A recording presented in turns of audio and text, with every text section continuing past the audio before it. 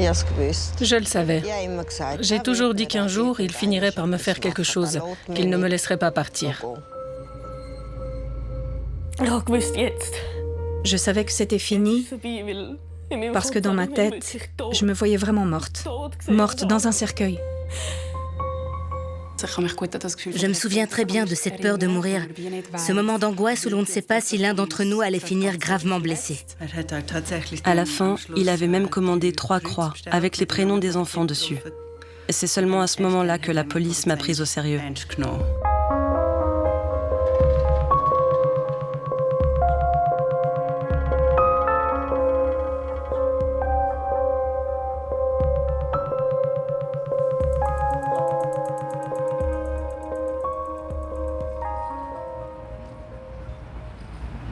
Loredana Galeotto retourne sur les lieux du drame.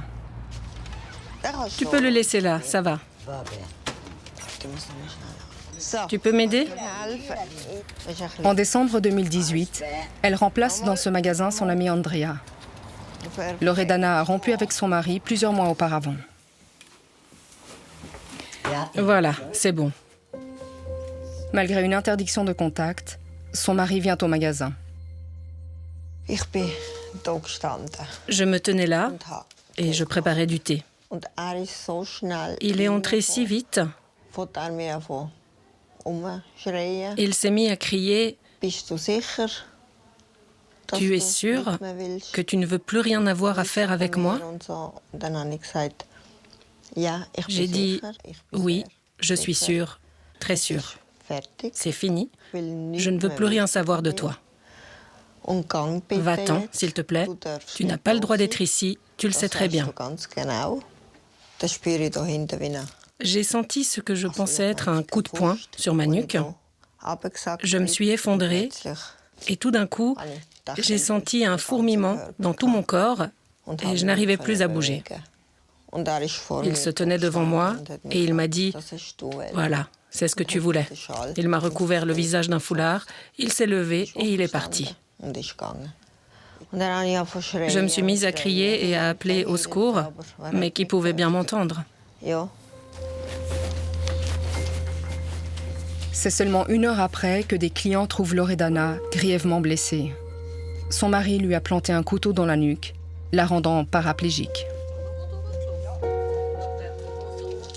4 mois auparavant, elle avait fui son conjoint et décidé de mettre un terme à cette relation après 27 ans d'un mariage jalonné d'humiliation et de violence.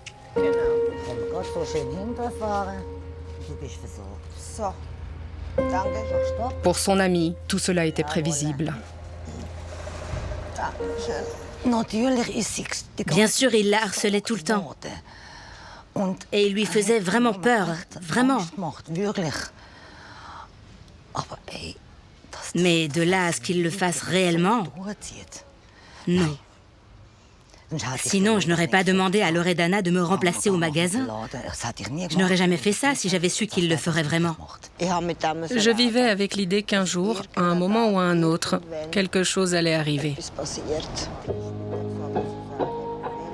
En Suisse, une femme meurt tous les 15 jours sous les coups de son conjoint ou de son ex-conjoint. Le féminicide est la forme d'homicide la plus fréquente. Pour Loredana, qui a eu 2 enfants avec son ex-mari, les menaces et la violence étaient quotidiennes.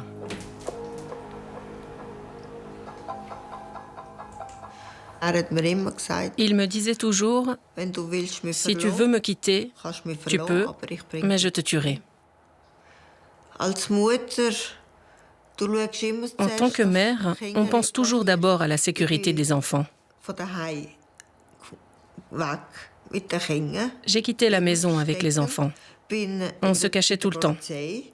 Je suis allée voir la police et j'ai porté plainte 2 fois, mais c'était ma parole contre la sienne et ils m'ont toujours dit qu'il fallait qu'il se passe quelque chose. Il l'incarcérait pendant 24 heures et le lendemain, il était de nouveau libre. Et il n'avait plus le droit de rentrer à la maison pendant 15 jours et il devait rester à 500 mètres de moi. mais il ne respectait même pas cette obligation. Le psychiatre forensique Mark Graf a été mandaté à de nombreuses reprises par les tribunaux pour analyser le profil d'auteurs ayant commis un féminicide. L'expérience démontre que dans la plupart des cas, les actes de violence graves envers les femmes sont précédés d'un comportement agressif. Autrement dit, des mois, voire des années avant le passage à l'acte, on constate de la violence. Elle n'est pas forcément physique, elle peut être psychologique, notamment de la pression pouvant aller jusqu'à de l'intimidation en utilisant les enfants ou des aspects financiers. En général, il y a des antécédents.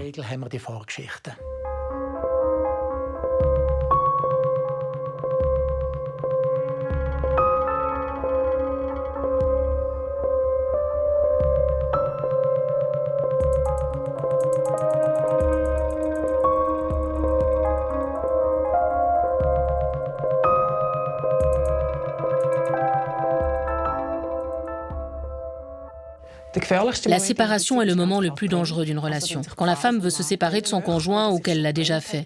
Des études réalisées à l'étranger démontrent que le moment où une femme veut se séparer constitue un facteur de risque très important. La situation devient déjà sensible dès qu'une femme commence à remettre en question concrètement l'attirance qu'elle éprouve pour son partenaire. Autrement dit, dès qu'elle ébranle l'image que cet homme a de lui-même et de son pouvoir de séduction. Loredana Galeotto rencontre son futur mari dans un supermarché où elle travaille. Au début de leur relation, rien ne laisse présager la brutalité de son partenaire.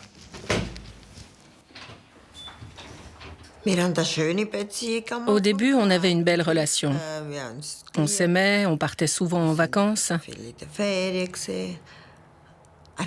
Au début, il travaillait, et puis ça a commencé... Il commence à la maltraiter. Et quand il perd son travail un peu plus tard, la situation empire. Je suis tombée enceinte et il a commencé par une première claque, puis une deuxième. Et là, j'ai commencé à me dire, bizarre, quelque chose a changé en lui. Il devenait de plus en plus agressif. D'une certaine façon, on continue à aimer cette personne et on se dit que peut-être c'est moi le problème. Quand ma fille est née, j'ai reçu mon premier coup de poing au visage. C'est là que j'ai réalisé que la fautive, ce n'était pas moi, mais lui.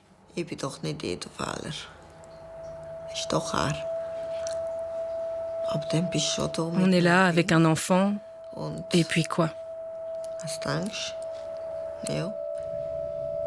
Non seulement Loredana Galeotto reste, mais c'est elle seule qui subvient aux besoins de la famille.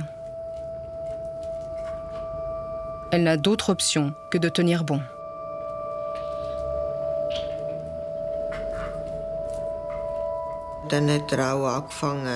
Il a commencé à me menacer avec un couteau sous la gorge. Il me disait « Tu arrêtes ou je te tue ». Il fallait alors faire profil bas pour qu'il se calme. Qui sont ces hommes qui insultent, menacent, harcèlent ou tuent leur conjointe ? Les experts pensent qu'ils ont en commun d'être susceptibles, jaloux, narcissiques et trop contrôlants. Ce sont plutôt des hommes peu sûrs d'eux-mêmes, mais pas forcément en apparence, bien au contraire. Ils peuvent compenser leur insécurité intérieure par une attitude très assurée, très confiante. Ils s'entourent souvent de symboles de réussite, voitures, statut social, ou selon leur milieu, d'autres signes liés à la compétence ou à la performance.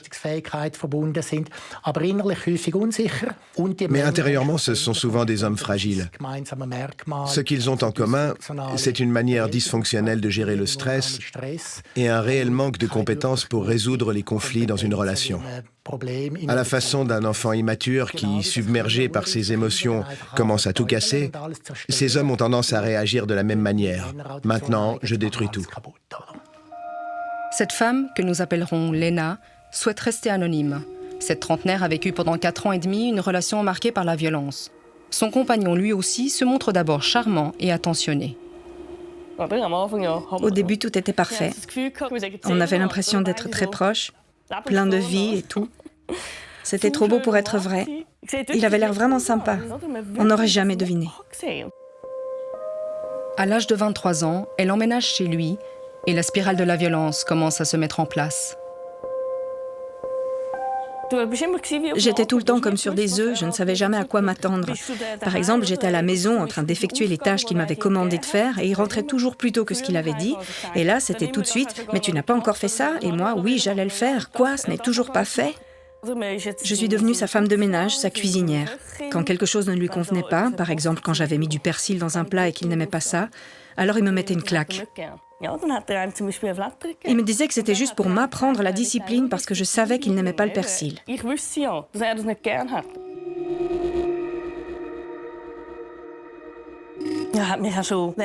Une fois qu'on était assis à table, tout d'un coup, il m'a attrapé à la gorge et il m'a soulevé dans les airs. Il était plus grand que moi, j'étais sur la pointe des pieds. Il serrait et il me fixait. Je ne pouvais plus respirer, impossible de l'atteindre, j'étais complètement impuissante. Puis il m'a simplement projetée à travers la moitié de l'appartement. Il m'a laissée là, par terre, et il est sorti fumer une cigarette.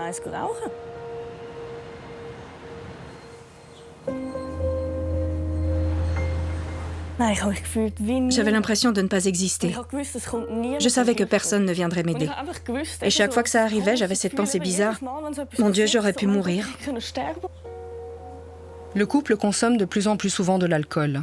Lui prend de la cocaïne, elle, des médicaments contre la douleur. Lena ne se confie à personne. Isolée, sans emploi ni ressources, elle est totalement à la merci de son partenaire violent. Experte en violence conjugale, Regina Carstensen, du bureau d'intervention zurichois, explique les raisons qui poussent de nombreuses femmes à hésiter à porter plainte, voire à y renoncer. La violence domestique, c'est un sujet étroitement lié à un sentiment de honte. Donc si je porte plainte, je dois me dévoiler, affronter cette honte et aussi admettre, oui, j'ai laissé faire tout ça. Selon un rapport du Bureau fédéral de l'égalité entre femmes et hommes, la violence domestique précède presque toujours un féminicide. Pour résumer, elle peut prendre les 4 formes suivantes. Celle de la violence physique. Elle commence souvent par des bousculades, elle peut aller jusqu'à l'étranglement et parfois jusqu'au meurtre. Celle de la violence sexuelle. Elle inclut des gestes intrusifs, des rapports sexuels imposés, jusqu'au viol. Celle de la violence psychologique. Elle peut commencer par des insultes, des menaces et aller jusqu'à une forme de terreur mentale. Et finalement, celle de la violence économique, qui est également une forme de violence domestique en interdisant, par exemple, à la femme de travailler ou en exerçant sur elle un contrôle financier. En Suisse, une grande partie des violences domestiques sont des infractions pénales poursuivies d'office. Ça signifie que la police est tenue d'intervenir et d'ouvrir une enquête, même si la victime ne porte pas plainte. Ça concerne notamment les agressions sexuelles, les menaces au sein du couple, les lésions corporelles simples et les violences répétées.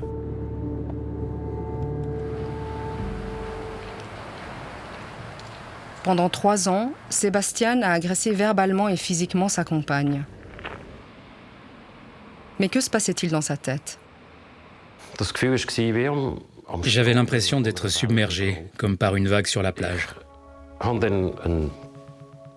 Aveuglé par la rage, je ne voyais plus rien autour de moi. Je me retournais contre le mobilier, mais aussi contre ma compagne. Dans ces moments, je ne me maîtrisais plus du tout. Je perdais totalement le contrôle. C'est toujours une perspective très égocentrique, pas forcément égoïste, mais centrée sur soi-même. Les auteurs sont peu, voire pas du tout capables d'adopter un point de vue extérieur, en particulier celui de la femme, et encore moins de le comprendre.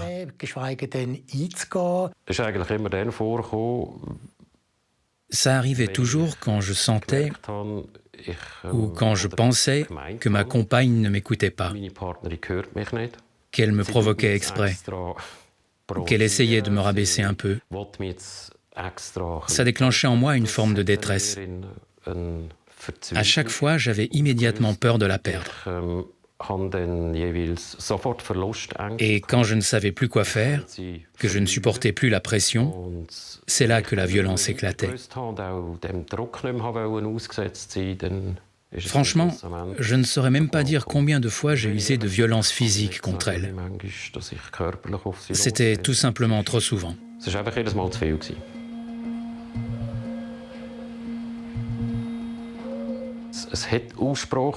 On a eu des discussions après, et elle me croyait. Elle voyait bien que je le pensais vraiment, que j'étais sincèrement désolé. À chaque fois, je lui disais, c'était la dernière fois. Je vais faire quelque chose. Je vais essayer de changer. Je vais tenter de reprendre le contrôle. Mais les rechutes se succèdent. Sébastien, qui a un enfant avec sa compagne, ne réussit pas à se libérer de cette violence par ses propres moyens. Dans le cas de Lena, la relation devient de plus en plus menaçante. Mais depuis longtemps déjà, elle n'est plus en mesure de percevoir ni d'évaluer la gravité des agressions. J'étais complètement prise dans l'engrenage. Il m'avait déjà tellement manipulée qu'il était presque trop tard pour que je m'en rende compte moi-même. Je n'arrivais plus à distinguer le vrai du faux, je ne comprenais plus rien. On est couvert de bleu, on se voit dans le miroir, on sent la douleur et lui il dit « mais j'ai rien fait ». Alors il ne se serait rien passé? À peine une blessure guérissait qu'une autre arrivait. À un moment on réalise que c'est de plus en plus fréquent, puis on comprend aussi que c'est de plus en plus violent. On passe son temps à chercher une issue, à se demander comment s'en sortir. Je savais qu'il me fallait un plan. Il fallait que je trouve un bon plan pour pouvoir me sauver de cette situation. Selon les services d'aide aux victimes, il faut en moyenne 5 à 6 tentatives pour qu'une femme parvienne à quitter définitivement son partenaire violent. Lena, elle, vit dans la peur constante de mourir. Je ne pouvais simplement pas partir. Si c'était aussi simple, je l'aurais fait. Mais dans ce cas, je ne serais plus là aujourd'hui. C'était trop dangereux de partir comme ça, je le savais. Lena ne s'était confiée à personne. Elle n'a ni consigné le déroulement des violences, ni documenté les blessures subies. Son silence a-t-il permis à son agresseur d'agir en toute impunité?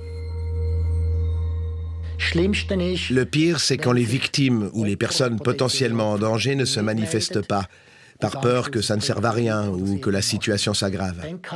Dans cette situation, la société reste impuissante et la violence, telle une réalité parallèle, continue sans obstacle. Si l'entourage n'est pas au courant, il ne peut pas intervenir. Mais des amis ou des voisins témoins de violences domestiques peuvent appeler la police.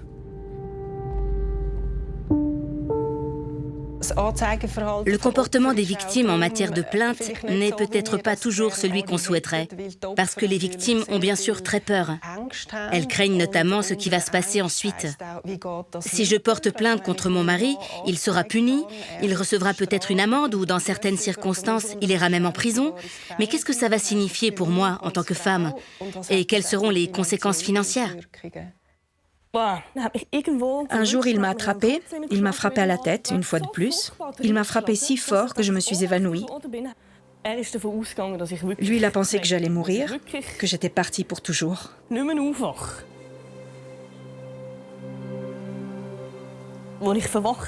Quand je me suis réveillée et que j'ai vu l'image de mon corps tordu et mes doigts qui bougeaient à peine, et de le voir, lui, si choqué de me voir encore en vie, « Quoi? Tu es toujours en vie ?» Et il a recommencé, il m'a frappé de nouveau, et il se demandait, il me l'a vraiment dit, « Mon Dieu, combien de coups il faut te donner pour que tu te taises enfin, que tu meurs enfin ?» Ça m'est resté. C'est là que j'ai eu un déclic, que j'ai compris que c'était la fin et qu'il fallait que je choisisse entre vivre et mourir. Il devait partir travailler. Il a dit que quand il reviendrait, il finirait ce qu'il avait commencé. Je savais ce que ça voulait dire et je me suis dit que je ne pouvais pas laisser faire ça. Je ne savais pas ce qui allait m'arriver, mais je savais que c'était fini parce que dans ma tête, je me voyais vraiment morte dans un cercueil.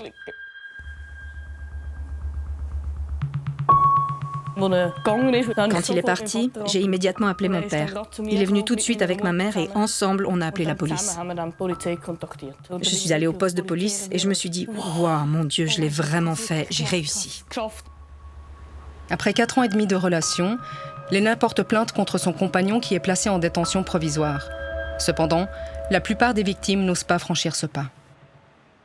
C'est aussi ce qu'on constate dans les enquêtes qu'on mène régulièrement auprès des victimes. Seule une petite partie des cas de violences domestiques sont réellement signalés. Et quand on compare les statistiques policières avec les expériences des victimes de violences domestiques, on constate qu'environ 1 cas sur 20 seulement est effectivement dénoncé, ce qui est très peu. Dans le domaine des violences domestiques en général, il est encore très rare que les délits aboutissent vraiment à une intervention de la police. La police documente les blessures de Lena. Victime et auteur sont entendus et une procédure pénale est ouverte. Au bout de 24 heures, son compagnon est remis en liberté. Comme il n'a pas de casier judiciaire, la police estime qu'il n'y a pas de risque de récidive. On lui signifie cependant une interdiction de contact et une restriction de périmètre. À ce moment-là, dans ma tête, je me suis dit qu'il avait raison parce que la police ne m'aidait pas et qu'il ne s'était rien passé. Donc, ce n'était pas si grave puisqu'il était simplement libre.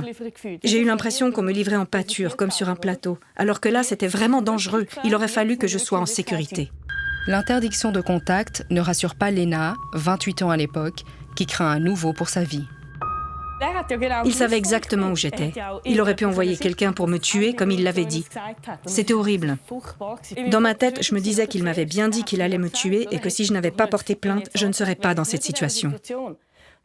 C'est pour ça que j'ai appelé la police, vraiment. Je leur ai dit qu'il fallait lever l'interdiction de contact parce qu'il fallait tout de suite que je m'excuse auprès de lui pour qu'il ne me tue pas. Qu'il fallait que je me dépêche de faire tout mon possible pour qu'il me laisse en vie. La femme au téléphone m'a alors dit que ça ne se passerait pas comme ça. Actuellement, un retrait de la plainte est devenu plus difficile depuis qu'une modification légale a été introduite. Le ministère public ne peut classer l'affaire que si ça contribue à une stabilisation de la situation de la victime. Autrement dit, si c'est dans son intérêt. Ça signifie que les affaires ne peuvent plus être simplement abandonnées si, par exemple, la victime, sous la pression de l'auteur présumé, déclare ne plus vouloir poursuivre la procédure. L'interdiction de contact et de périmètre est un instrument très important, y compris pour nous en psychiatrie forensique. Elle permet de voir si l'auteur est réceptif à des interventions psychologiques basiques, comme par exemple une interdiction. On voit s'il est accessible. L'auteur a peut-être même passé quelques jours en détention préventive, ce qui lui a fait un choc. Il risque notamment de perdre son emploi. La plupart des hommes violents réussissent à prendre leur distance et cessent leurs agressions. La plupart ne recommencent pas, il faut le dire clairement. Même si son ex-partenaire respecte l'interdiction de contact pendant plusieurs mois, Lena vit continuellement dans la peur. J'étais complètement perdue. Et après, c'était juste le chaos absolu dans ma tête. Il a d'abord fallu que je gère ça. Souffrant d'un trouble de stress post-traumatique, Lena doit être hospitalisée en psychiatrie. L'aide aux victimes lui désigne une avocate, mais elle doit attendre 2 ans avant que le procès ait lieu.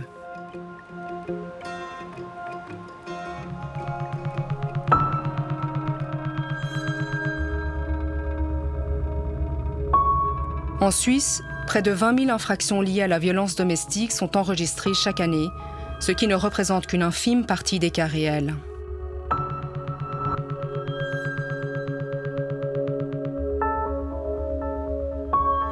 En ratifiant la Convention d'Istanbul en 2018, la Suisse s'est engagée à prévenir les violences domestiques, à protéger les victimes et à poursuivre les responsables.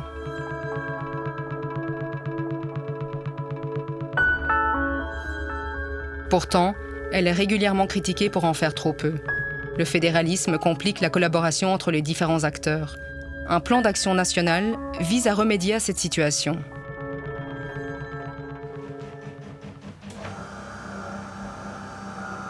À l'été 2018, 4 mois avant l'attaque au couteau, la situation entre Loredana et son conjoint s'est aggravée.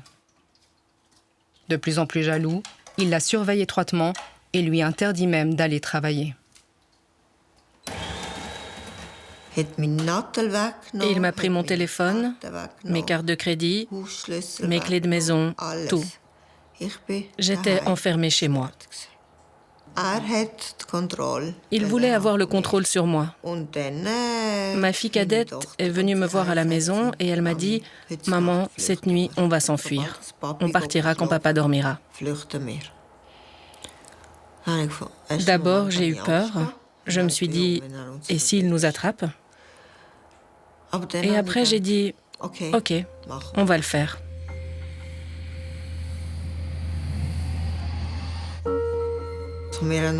On espérait qu'il ne nous voit pas nous enfuir en courant.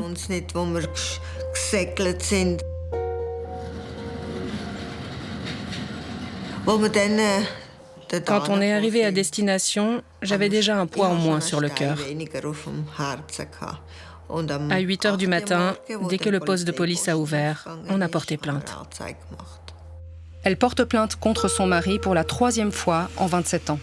Il est interné en clinique psychiatrique et il se voit notifier une interdiction de contact et de périmètre. Après que Loredana a engagé un avocat et déposé une demande de divorce, son mari commence à la harceler de manière intense. J'allais à la Migros et tout à coup, il était derrière moi. Une première fois, une deuxième fois, une troisième fois. Et à un moment donné, je lui ai dit « Tu n'as pas le droit de me suivre ». Parce qu'il avait une interdiction de contact. Il n'avait pas le droit de nous approcher. Mais il disait toujours « C'est moi qui décide de ce que je dois faire, pas la police ». Ceux qui commencent à enfreindre l'interdiction de contact, on les appelle les équilibristes. Ils essayent de tester les limites du système. Ou alors il y a ceux qui vont un pas plus loin, qui deviennent harcelants. Dans ce cas, on a affaire à des facteurs de risque très élevés et dangereux. Et on doit être en mesure d'intervenir très rapidement.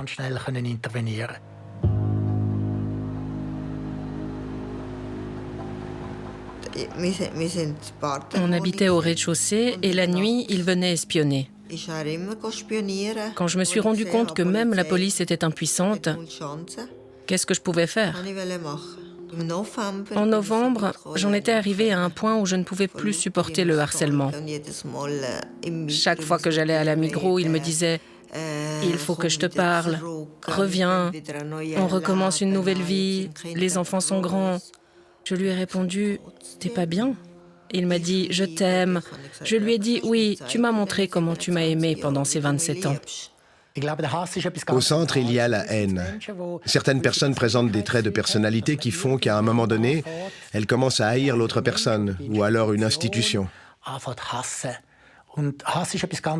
La haine, c'est très dangereux, parce que la haine semble nous légitimer à commettre des actes terribles. Non seulement elle nous permet d'agir contre cette personne, mais on doit le faire, parce que le comportement de cette personne ne nous convient pas. Puis, il a recommencé à proférer des menaces, comme « Tu ne passeras pas Noël, je vais te tuer ». Et alors, c'est arrivé.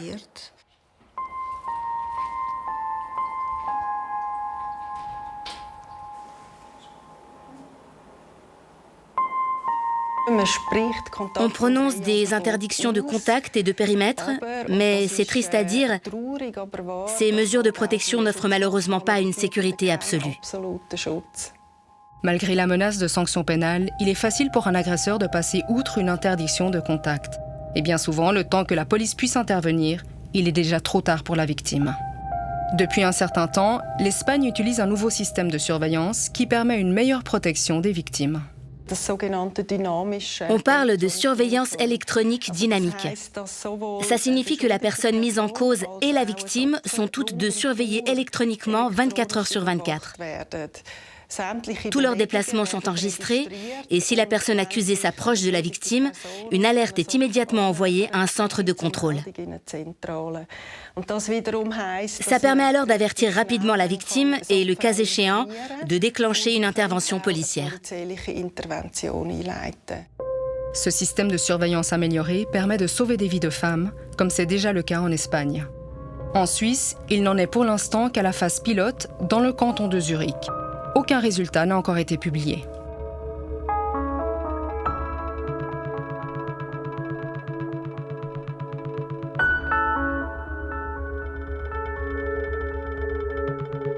À l'origine des féminicides, on trouve souvent des stéréotypes sur le genre. Dans une société patriarcale, certains hommes pensent avoir le droit de punir les femmes qui ne se conforment pas à leurs attentes. La culture et la religion peuvent renforcer cette mentalité. La femme est tuée parce qu'elle est une femme. Il y a 2 ans, à Bergdikon, un homme a noyé sa femme dans une baignoire. Le couple, d'origine albanaise, avait 2 enfants. Économiste de renom, elle jouissait d'un statut social élevé et d'une réussite financière. Son mari, se sentant inférieur, s'était mis à la harceler de façon obsessionnelle. Quelques heures avant le drame, elle avait menacé de le quitter. Il l'a tué. Il a été condamné à 17 ans de prison.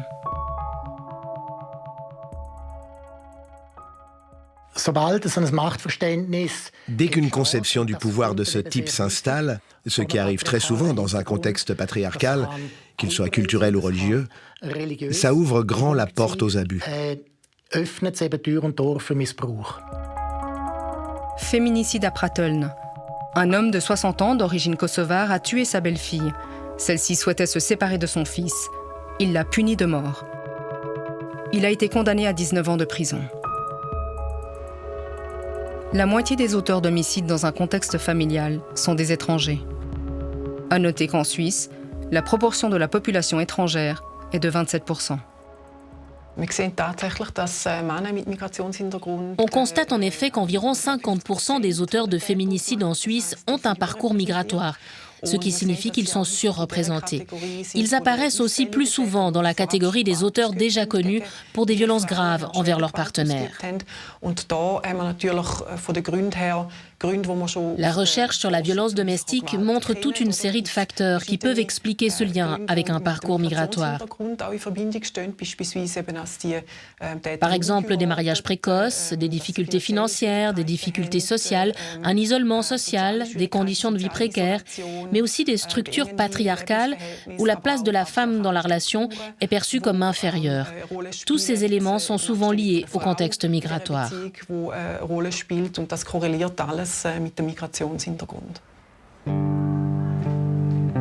Dans les foyers où règne la violence, 2/3 des enfants sont directement touchés. Fuir dans un foyer pour femmes peut constituer une première solution. Comme dans le cas de cette famille, il y a 19 ans.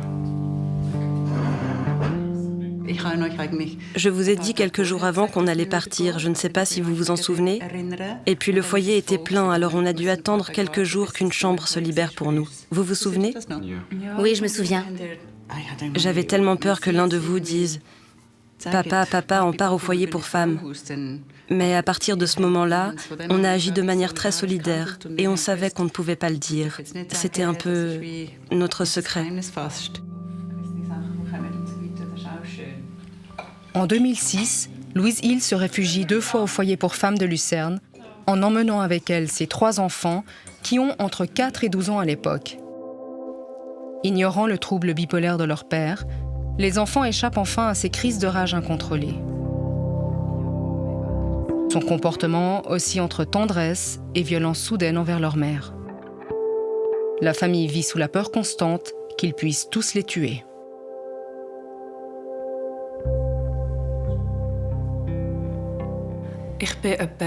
J'avais environ 12 ans la première fois lorsqu'on est allé dans un foyer pour femmes. Et en quelque sorte, ça a été un tournant. La fin de mon enfance. C'est là qu'on a compris l'ampleur de la violence.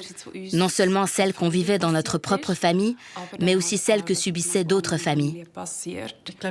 Les enfants ont perçu beaucoup plus de choses que je ne le pensais sur la façon dont les choses se passaient entre nous.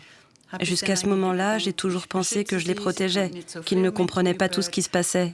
Mais même après, parfois même maintenant, ils me racontent des choses qui font mal à entendre. Des choses que je ne savais pas qu'ils avaient perçues.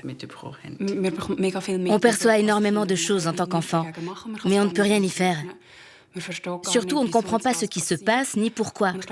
La plupart des enfants croient alors que c'est parce qu'ils ont fait quelque chose de mal. Je ne parlais pratiquement pas. Entre 5 et 6 ans, je prononçais peut-être 3 mots par jour. J'étais très timide et j'avais peur de dire quelque chose de travers, de mettre papa en colère. Je me disais que si je m'adaptais parfaitement et faisais tout comme il le voulait, jouer du piano, faire de l'équitation, alors il n'aurait aucune raison de se fâcher. La majorité des enfants témoins de violences conjugales sont âgés de 0 à 6 ans. Cette période cruciale du développement est justement celle où se construisent les fondements essentiels pour leur avenir.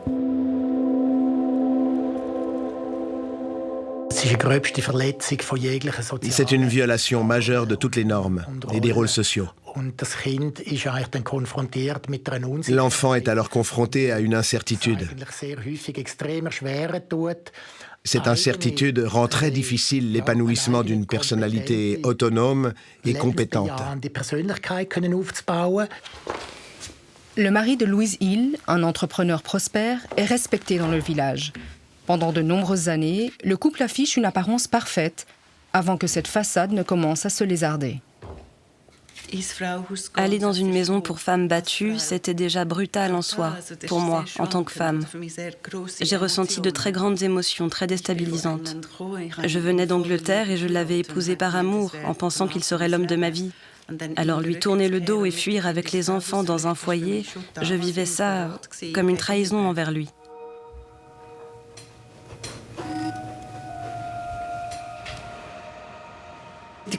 Les moments les plus dangereux, c'était bien sûr quand il m'agressait physiquement. Quand il me saisissait à la gorge, qu'il arrachait mon collier et m'étranglait. Je revois souvent son visage rouge devant moi. Je le revois cracher et m'insulter. Il y avait constamment cette menace qu'il ferait du mal aux enfants.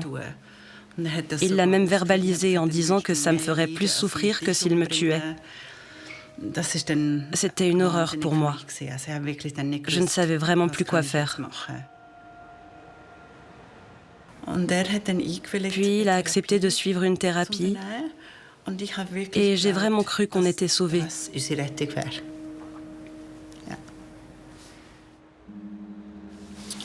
J'avais déjà engagé la procédure de séparation, mais je l'ai mise en pause pendant 1 an. Pendant cette année, il a pris ses médicaments. Il était bipolaire, avec un trouble narcissique de la personnalité. Et pendant cette année-là, on a pu mener une vie de famille presque normale. Je pense que c'était bien pour les enfants, qu'on puisse un peu se reconstruire et se remettre, et qu'ils voient aussi que leur papa pouvait être différent. Mais 1 an après, il a arrêté ses médicaments de lui-même, sans en parler au médecin. Là, je me suis dit, c'est à devenir folle, il est redevenu comme avant. C'est là que j'ai cessé de l'aimer. J'avais atteint ma limite.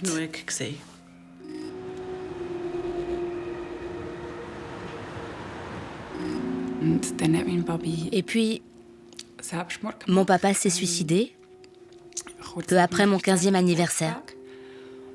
Je me demande si, au moment de se suicider, il pensait nous épargner une plus grande souffrance. Peut-être croyait-il nous protéger en agissant ainsi. Ou alors, peut-être que pour lui, la douleur était simplement devenue trop grande pour continuer à vivre.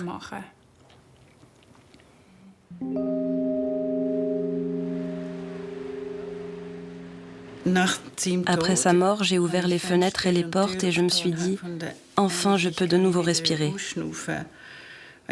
Avant, je vivais dans une peur constante qu'il nous retrouve, qu'il s'en prenne à un enfant. Toutes les 2 semaines, on lit des histoires comme ça. Je me disais, la prochaine fois, ce sera moi.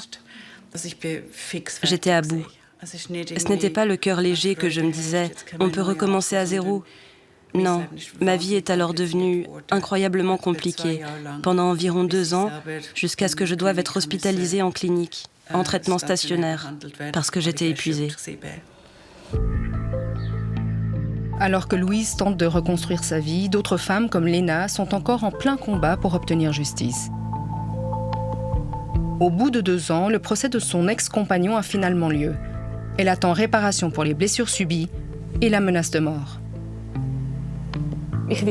Je vais pouvoir être entendue. C'est un point extrêmement important, parce que ce que j'ai surtout vécu dans cette relation, c'est que je me sentais comme si je n'avais plus de voix.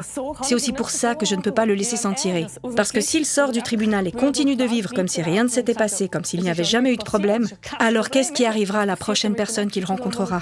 Qu'est-ce qui se passera? Je veux empêcher ça. Je ne peux tout simplement pas tolérer ça. Son ex-petite amie est condamnée à lui verser une indemnité de 10 000 francs et à purger une peine de prison de 9 mois avec sursis pour coups, blessures et menaces. Ah, ce poids qui s'en va. Le fait de savoir que ça s'est réellement passé et que c'est reconnu, toute la souffrance, toute cette douleur, ce cauchemar.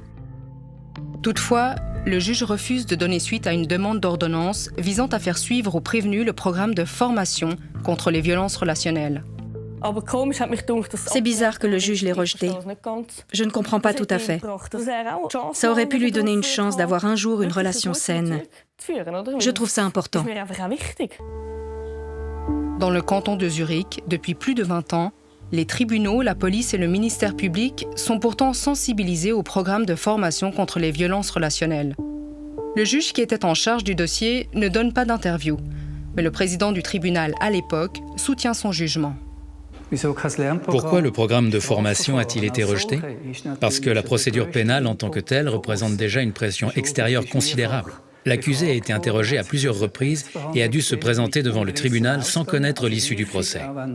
Très souvent, même si la peine prononcée n'est finalement que conditionnelle, la procédure elle-même constitue déjà une sanction importante et une lourde charge. Ça peut tout à fait être un facteur dissuasif qui empêche une personne accusée ou un auteur de récidiver.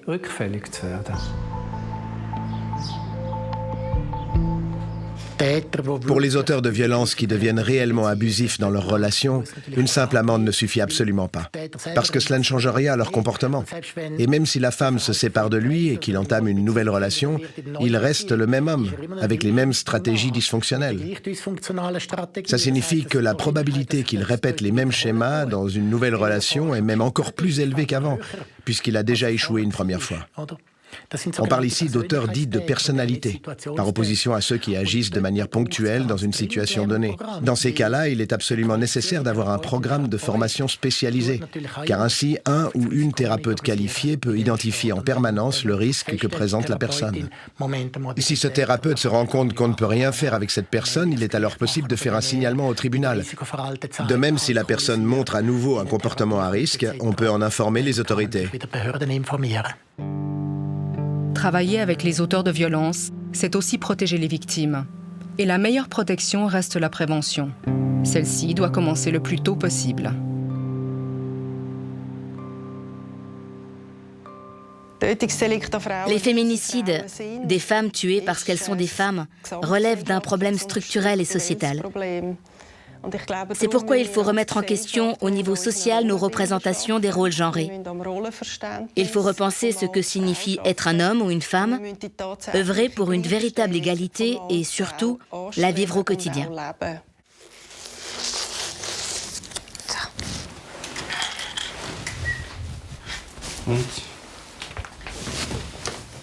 Tourne-toi lentement.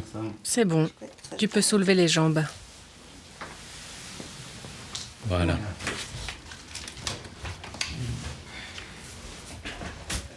La tentative de meurtre de son ex-mari l'a rendue paraplégique. Elle souffre de troubles au niveau des poumons, de la vessie et des intestins et ressent fréquemment des douleurs. Elle doit faire de la rééducation avec un coach 2 fois par semaine. Tu peux déplacer un peu mes jambes? Très bien, parfait. Tu en fais 10, d'accord? 1, 2, 3, 4. Tu peux l'enlever? Tu es sûr? Je l'enlève complètement. Et 10. Bravo. Quand je fais beaucoup de rééducation, je me sens mieux. Dans mes moments d'inactivité, la raideur de mes doigts est telle que j'ai du mal à saisir un simple verre correctement. Son ex-mari a été condamné à 15 ans de prison.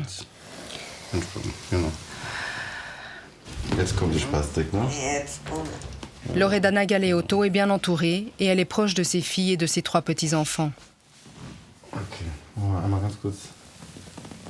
Elle dit pouvoir gérer son quotidien. Et pourtant... J'aimais bien danser et conduire et faire du jogging. Je rêve souvent que je cours ou que je dois aller travailler et tout ça. Je fais souvent ce rêve. Et quand je me réveille, je me rends compte que ce n'était qu'un rêve. Ça fait mal au cœur, mais oui, on est dans la réalité. La force de continuer à vivre.